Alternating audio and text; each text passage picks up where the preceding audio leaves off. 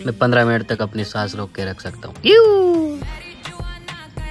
जय श्रीराम मित्रांनो, मी ऋषी आव्हाड घेऊन आलो एक नवीन ब्लॉग तुमच्यासाठी। गेले 8-10 वर्षांपासून मी या ब्रीडिंग व्यवसायामध्ये आहे। हे आपलं कॅनल।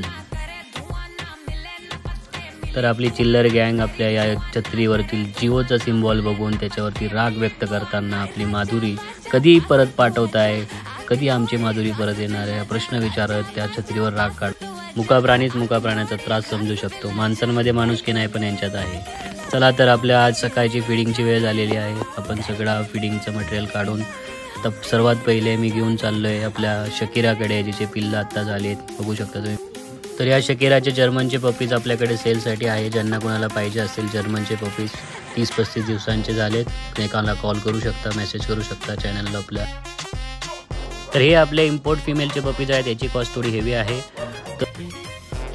तर हे परळीचे संतोष दादा यांनी मला इंस्टाग्रामला मेसेज केलेला आपल्या रील बघून। यांनी पपीज बघितले तर त्यांना फोटो व्हिडिओज आवडल्यामुळे ते आपल्या कॅनलच्या व्हिजिटसाठी आले। तर आपली जुली आता चालली आहे संभाजीनगरला नवीन घरी। प्रकाश दादा तिचे नवीन ओनर तिला घेऊन चाललेत। तर मित्रांनो, संध्याकाळची फीडिंगची वेळ झालेली आहे। तर कोटीतनं आता आपण तांदूळ काढून घेतोय, तर इथे आपण स्टॉक करतो। तर मित्रांनो, आपण राईस बॉईल करण्यासाठी पाणी ठेवलेलं आहे। तर आपला राईस रेडी।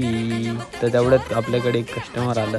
तर कस्टमरची आपण चौकशी केली तर कस्टमर नाशिकवरून आलेलं होतं। ते आपले रील बघून आलेले आहे की त्यांना जर्मनचं पिल्लू पाहिजे होतं। तर त्यांना पहिल्यांदा फिमेल पाहिजे, तर नंतर ते बोलले यांना मेल पसंत पडला, तर त्यांनी मेल घेतला आपल्याकडनं। तर त्यांना आपण तर मित्रांनो डील झालेली आहे। तर कस्टमरला आपण क्वालिटी विचारली कशी वाटली काही नाही, तुम्ही ते कस्टमरकडूनच ऐका। भाऊ नाशिक जिल्ह्यातून आलते निपाडचे भाऊ तुम्हाला कशी क्वालिटी वाटली? कुठे एक नंबर क्वालिटी आहे कुठे। तर तसंच बाई लोक कस्टमर खुश तर आपण बी खुश। कस्टमर घेऊन गेलं आहे पिल्लू, त्यानंतर आपण आता तर फिडिंग रेडी झालेली आहे। तर आता आपण सर्वांना फिडिंग देणार। मस्त आता जास्त थंड झालेलं आहे। आता अभी सबको सपा रप खाएंगे, रप पिलाएंगे। तुम लोग भी सपा करके लाइक शेयर करके वो भी कर दो भाई लोग।